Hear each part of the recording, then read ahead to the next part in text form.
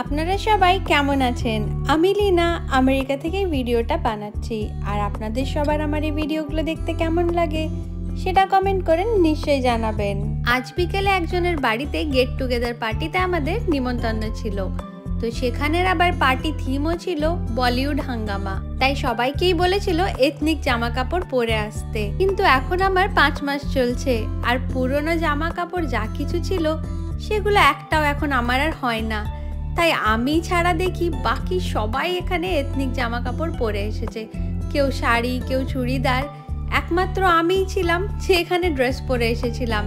তো আমরা এখানে সবাইকে চিনি না, কয়েকজনকে আমরা বাঙালি গ্রুপ থেকে চিনি আর বেশ কয়েকজন এখানে খুবই নতুন ছিল। তো এখানে আসার সাথে সাথেই প্রথমে সবার সাথে পরিচিতি করলাম। আর তার সাথে যে দিদির বাড়িতে এই পার্টিটা ছিল তাকে অনেক অনেক ধন্যবাদ জানালাম যে আমাদেরকেও এখানে নিমন্ত্রণ করার জন্য। তো এরপরে আমার অনেক খিদে পেয়ে গিয়েছিল, তাই আমি এখান থেকে কিছু কিছু খাবার বেছে বেছে নিতে শুরু করলাম। যেমন এখানে প্রথমেই নিলাম দই বড়া, তার সাথে আরও চাটেরও কিছু অপশন ছিল। আর এখানে টেবিলে যত রকমের স্ন্যাক্স রাখা ছিল সবগুলোই বাড়িতে বানানো। এত লোকজন এসেছে এখানে, তাদের জন্য এখানে প্রচুর খাবারের অ্যারেঞ্জমেন্ট করেছে আজকে। প্রায় সবারই এখন এখানে স্ন্যাক্স খাওয়া হয়ে গেছে। যেহেতু আমার আসতে অনেকটাই দেরি হয়ে গেছে তাই আমার খাওয়াটা একটু লেটে শুরু হলো। তো এর মধ্যেই ব্যাকইয়ার্ডে সবাই এসে পরে বসে পড়েছে। আর এখানে এরা কিছু গেম আগে থেকেই প্ল্যান করে রেখেছিল। তো এখন সেই গেমগুলো খেলা শুরু করেছে। যেমন প্রথমে এখানে বেলুন দিয়ে স্টার্ট হলো, তারপরে এখন এখানে টিস্যু পেপার দিয়ে স্টার্ট করলো, যে টিস্যু পেপারটা ফেলবে আর সেটা তাদেরকে মাথাতে দুজনের মধ্যে আটকাতে হবে।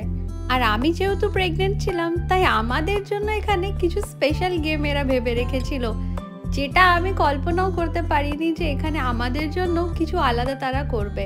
তো তারা এখানে দুটো ফিডিং বটলের মধ্যে অ্যাপেল জুস ভরে দিয়েছিল আর সেটা কে আগে ফিনিশ করতে পারে এটাই গেম ছিল। তো এখানে আমি জিতে গিয়েছিলাম, বেশ ভালো মজা করছিলাম আমরাও এখানে সবার সাথে। আর এখানে বাকি আরও একটা গেম শুরু হয়, যেখানে জামার মধ্যে ছোট ছোট ক্লিপ লাগিয়ে দেয় আর তার পার্টনারকে ওই ক্লিপগুলো খুঁজে বার করতে হবে চোখ বন্ধ করে। এইসব বিভিন্ন রকমের গেম এখানে প্রায় 1.5-2 ঘন্টা ধরে চলতে থাকে, যেখানে আমরা সবাই খুব মজা করছিলাম। তার মধ্যেই এখানে যে দিদির বাড়ি এসেছিলাম সে হঠাৎ করে বলে ভেতরে এবার সবাই খেতে চলো। আসলে তিনি আমাকে আজকে 5 মাসের স্বাদ খাওয়াবে বলে এই এত সরঞ্জাম আর এত কিছু আজকের এই সব কিছু দেখেই প্রথমে তো আমি কেঁদেই ফেলি, কারণ আমি নিজেও এক্সপেক্ট করিনি যে এই দেশে এসে পরেও কেউ আমার জন্য এত কিছু করতে পারে আর এত অজানা লোকের মধ্যেও আমি এতটা ভালোবাসাও পেতে পারি। আজ এই 5 মাসের প্রেগনেন্সিতে আমি অনেক নতুন নতুন জিনিস শিখেছি, অনেক নতুন কিছু ফিল করেছি, কিন্তু আজকের যেটা ছিল সেটা সম্পূর্ণ আলাদা ছিল।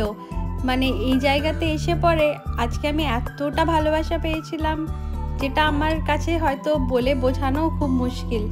তো প্রথমে ছোট ছোট বাচ্চা যারা ছিল তারা সবাই আমাকে একটু একটু করে খাবার খাওয়ায়। তারপরে এখানে সবাই নিজের নিজের মতন খাবার খেতে শুরু করে। আর এইদিকে আমি ভিতরে ডাইনিং টেবিলে বসে পড়ে খাবার খাচ্ছিলাম, যেখানে আমার সাথে আরও বেশ কয়েকজন ছিল।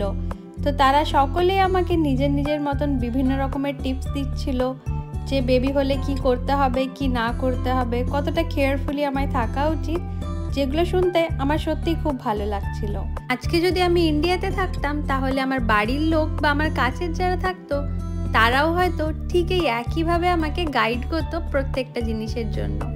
তো আমিও ভাবলাম যে বাইরে গিয়ে দেখি সবাই একবার কি করছে। তো এখানে সবাই দেখলাম খাবার নিচ্ছে, গল্প করছে, আর এখানের খাবারগুলো সত্যি খুবই খুবই ভালো ছিল।